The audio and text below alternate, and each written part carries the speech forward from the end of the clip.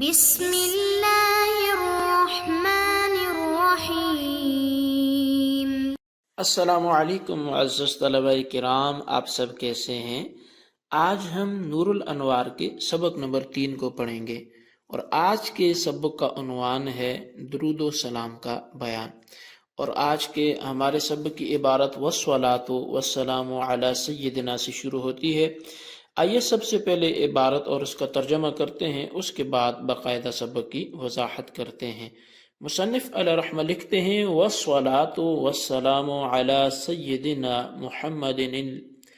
محمد الذی اجری هذه الرسوم الی یوم الدین، اور درود و سلام ہو ہمارے سردار حضرت محمد صلی اللہ علیہ وسلم پر، جنہوں نے شریعت کی رسمیں قیامت تک جاری کیں۔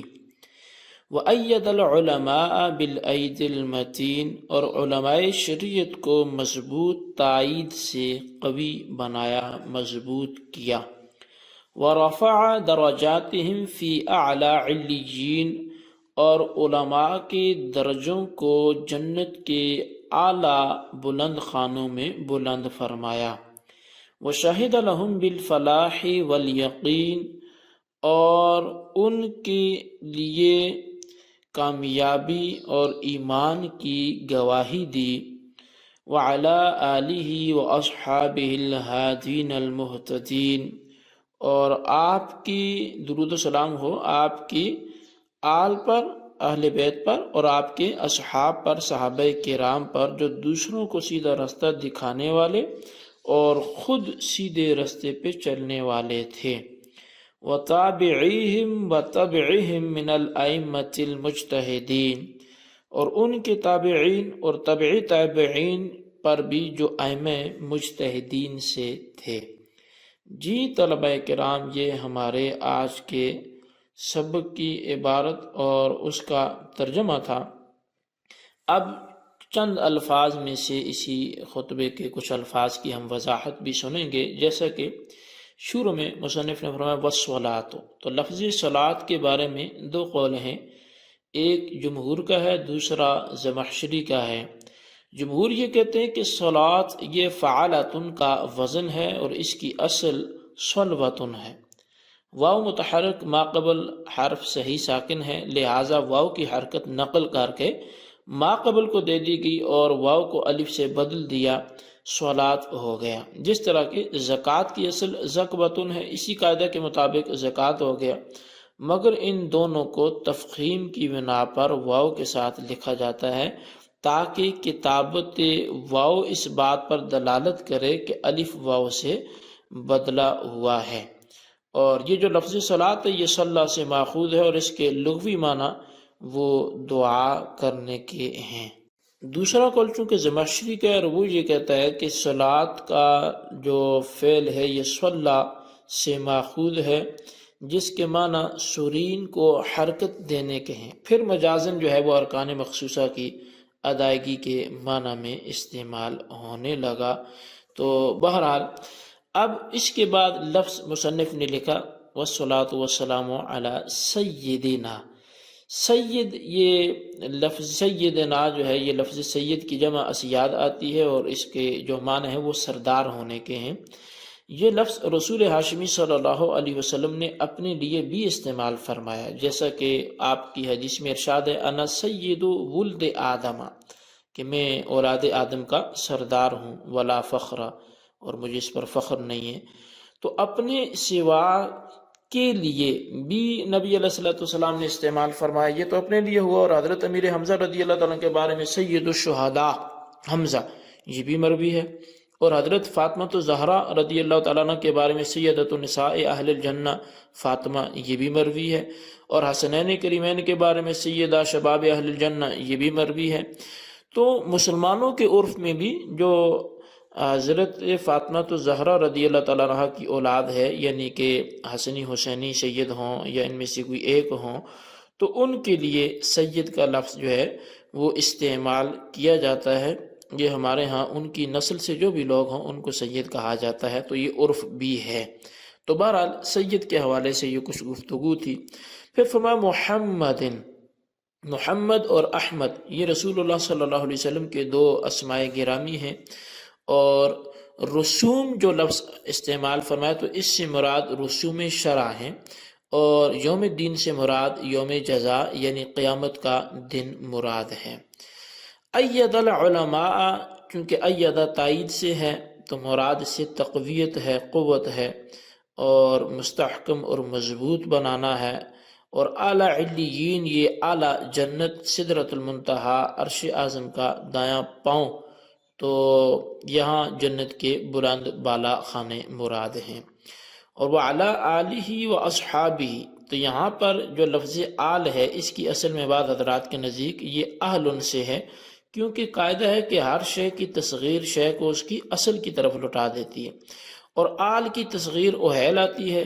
بہرحال اہل کے ہا کو خلاف قیاس حمزہ سے بدل کر پھر باقاعدہ آمنا حمزہ کو الف سے بدل کر آل کر لیا گیا، اور بعض حضرات کہتے ہیں کہ نہیں، یہ جو آل کی اصل ہے یہ اولن ہے، پھر واو متحرک ما قبل مفتوح ہونے کی وجہ سے واو کو الف سے بدل دیا گیا تو یہ آلن ہو گیا۔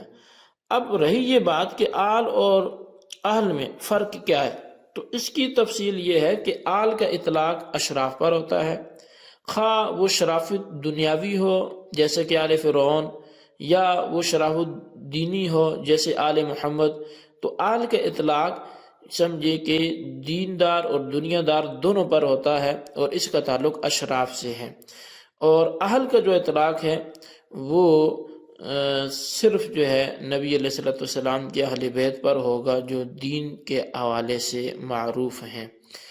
دوسرا فرق جو ہے وہ یہ بھی ہے کہ آل صرف ذوی العقول کے لیے استعمال ہوتا ہے، اور اہل کا لفظ ذوی العقول اور غیر ذوی العقول دونوں کے لیے ہی استعمال ہوتا ہے۔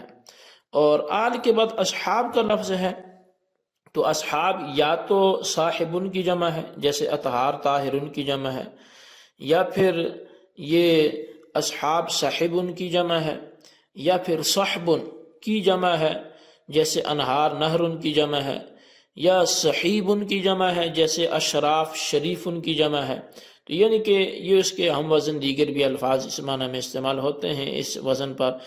البتہ صحابی اس کو کہتے ہیں کہ جس نے بحالت ایمان رسول اللہ صلی اللہ علیہ وسلم سے ملاقات کی ہو اور ایمان پر خاتمہ بھی ہوا ہو۔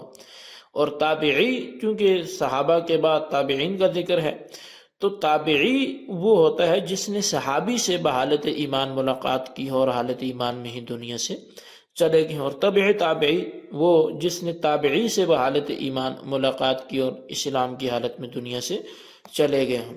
تو بہرحال یہ صحابہ، تابعین، تابعین، یہ ہر ایک اپنے مافوق سے حالت ایمان میں ملے اور اسلام کے ساتھ ہی دنیا سے رخصت ہو تو وہ پھر اس شرف کو حاصل کر پاتے ہیں۔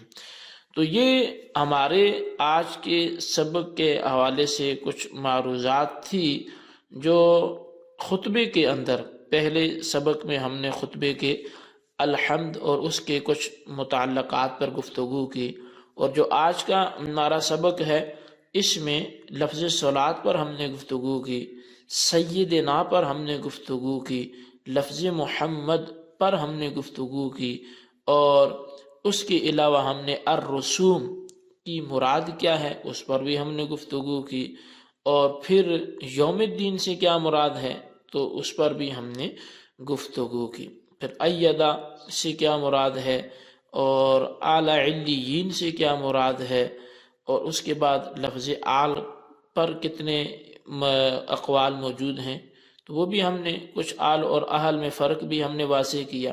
اس طرح اصحاب کس سے بنا ہے مختلف اقوال کی روشنی میں وہ بھی واضح کیا گیا، اور اسی طرح جو اصحاب ہے ان کی تعریف کہ صحابی کس کو بولتے ہیں اور تابعی کس کو بولتے ہیں ان کی تعریف، اور پھر تابعین کیا ہیں ان کی تعریف۔